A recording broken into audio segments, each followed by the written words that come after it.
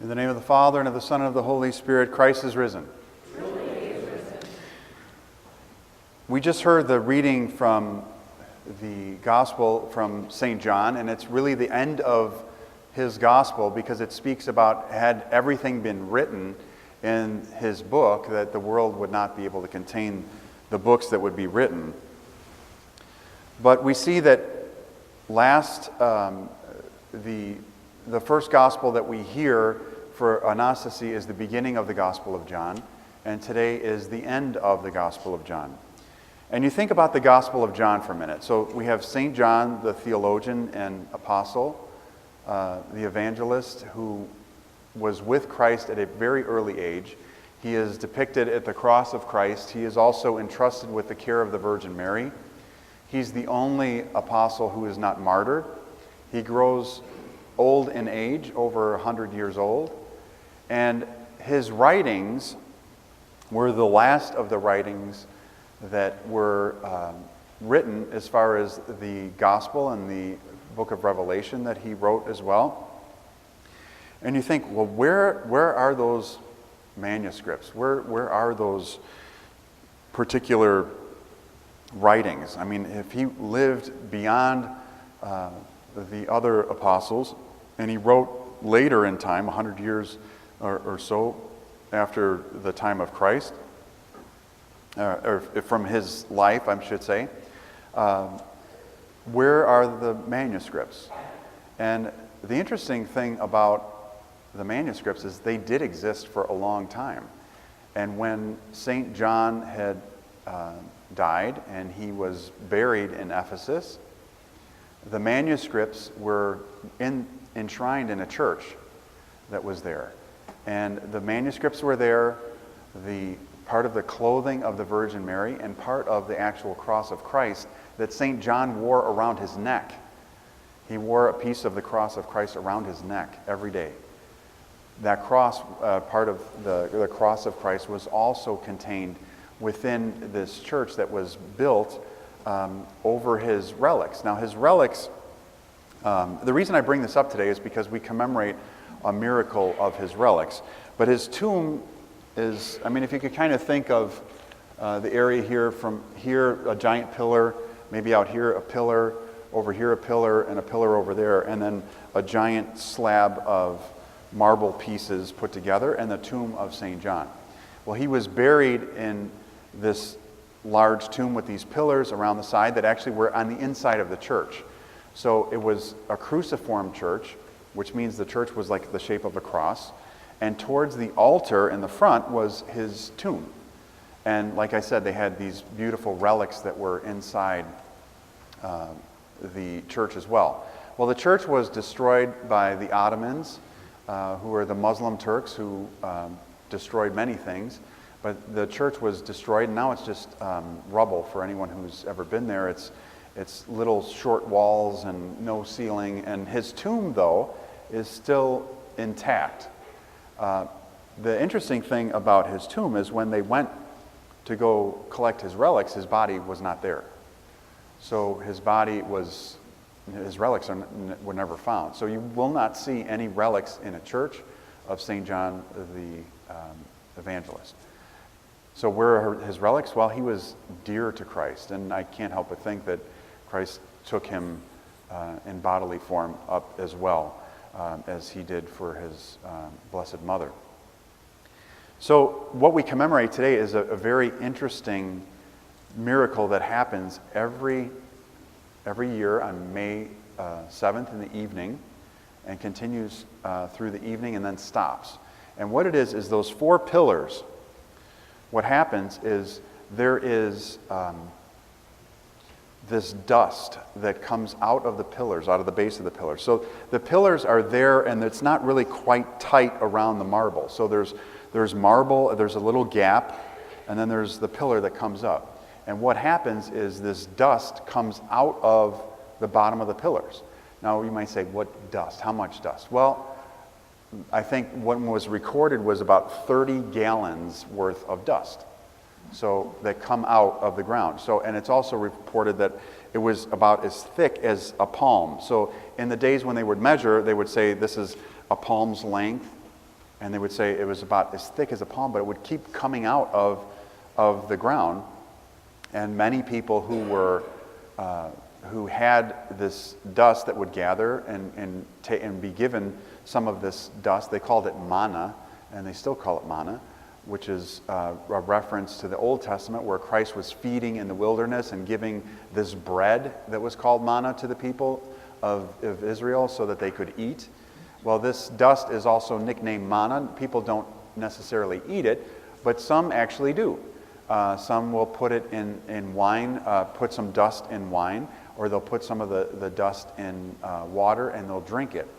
It's been known to cure thousands and thousands of people through the years. In fact, one year there was a terrible storm, and the water was crashing on the ships were going to be lost at sea, and it was terrible. So that they went out and they took some of the dust and they threw 3 times dust in the name of the Father, Son, and Holy Spirit, and the storm went away instantaneously. So this is a miracle that still happens today in Ephesus, and it is something that only happens in the evening of the feast of May 8th. So the Vesper service, like we have for St. Athanasius, which is on the 17th in the evening, and then the feast day of St. Athanasius on the 18th. The 17th, excuse me, is the evening where the Vespers, and as they do the service right there, the Vesper service, that this dust just starts coming out and coming out and coming out, and they collect it and distribute some of that dust to the people. One of the bishops many years ago was devastated at the destruction of the church there, and he said that this is the only consolation we have in this destroyed ruins of this great church that he was a bishop at. He said, this is the only consolation we have, where our church is completely destroyed. We have nothing else except for this feast day where St. John gives us this dust and this gracious act of healing the people at the time. He said the relics were taken, everything was taken. But even despite not having the body of St. John in the tomb, as many of the saints, we have the relics and things, that from his tomb comes this miraculous dust. Now I wanted to read to you a short story of a person who went to go do missionary work back in 1304. So this is a little old of a story. It was by Catalin Montanier was his name. And it says, quote, "On St. Stephen's Day every year at the hour of Vespers, it comes out of the tomb, which is four-cornered, and stands at the foot of the altar and has a beautiful marble slab on top, full 12 palms long and 5 broad. And in the middle of the slab there are 9 very small holes, and out of these holes, as the Vespers is sung on St. Stephen's Day, on which the Vespers are of St. John, manna-like sand comes out of the holes and rises a full palm high from the slab, as a jet of water rises up. And this manna issues out, and it lasts all night until the St. John's Vesper sunset. There is so much of this manna, by the time the sun has set, it has ceased to issue out, that altogether there are full 3 quartas of Barcelona, about 120 quarts. This is the old way they used to measure things. And this manna is marvelously good for many things. For instance, he who drinks it, who feels a fever coming on, will never have a fever again. If a lady is in travail and cannot bring forth, in other words, if a lady is pregnant and she is having a difficult time having a child, if she drinks it with water or wine, she will deliver at once. And again, if there is a storm at sea, some of the manna is thrown into the sea, and Our Lady, St. Mary, and the Blessed St. John the Evangelist at once cease the storms. And again, he who suffers from gallstones and drinks it, the sand recovers at once. And some of this manna is given to all the pilgrims who come there, but it only appears once a year." So this has been happening for a long time, and it's something that I wanted to bring up to you today, because we talk about the relics in the church, and we learn about the great treasures that we have. And despite the desecration of that church, that God continues to still work miracles through his saints and gives these blessings of graciousness, of healing, of divine intercession to those who go to venerate the saints. Now, if you think about this church, if you go there, it was a beautiful church at one time, but it's destroyed. And I remember going to Turkey and going to the church, walking in. We had to have somebody open the gates. I don't know how that worked, or how we were able to get in, but we went in, and it was where they had the church of the First Ecumenical Council. And you walk into this church, and it's just, you walk in there and you say, man, all the saints were there. I mean, St. Athanasius, St. Spirit, and St. Nicholas. I mean, the list goes on and on and on of all these saints who were there inside this church at one time, formulating the creed and talking about the church in the early days. And you're there and you look up and you see the sky, because the church was completely blown apart. And there's just the walls and rubble, and there's some areas that are still kind of intact. There was like a round behind the altar, like stepped area that curved. And but I remember going there saying, wow, this is such a beautiful landmark of the church, the church. I mean, forget denominations. The church, where the first council was held, and where all the fathers would come together and develop so many things, and it's desecrated. It's locked. It's not a place of continual prayer as far as a liturgical life. But you think about the blessings with God, that even in the ruins, his presence is there, and his grace is there to come and to strengthen the faithful.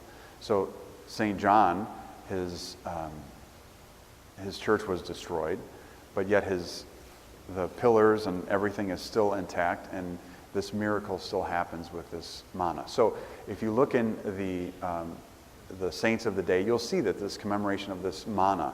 But I wanted to take a minute to talk about it, because if you just look at the Archdiocese app, it says nothing about what today is. It just says the commemoration of the miracle of the manna, or the sand, or the dirt, or whatever it says in there. And I wanted to bring this to your attention to remind you that the grace that comes from these beautiful vehicles of grace that from the saints are for us. And we have the shoe of St. Dionysius, we have the relics of St. Athanasius, we have so many relics inside the altar table, that these are gifts for us. And even in the difficult times that we may have, and where we might feel a struggle or difficulties, that God continues to reach out to us and will continue to help us in ways where we come with respect, we come with honor, we come with love and faith in our hearts, and God will respond much more than our initial response to him. So may this particular story, may you tell it to your friends and your family today, to remind them about it.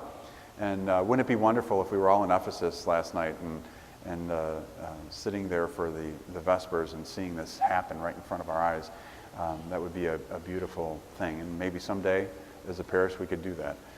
But there's so many different places in Greece, I mean, and through Cyprus and Turkey and throughout the world, that the Holy Lands, that it'd be like a year-long trip for all of us, and no one would be here. So I guess we have to bear the burden of staying here and holding up the fort of our families. And I pray that someday, though, you're able to see some of these things firsthand, and that maybe someday we can have a trip to go and to venerate these many blessings. And it's not just overseas, we also have the blessings here in America too. So may God continue to strengthen you. Christos Anesti.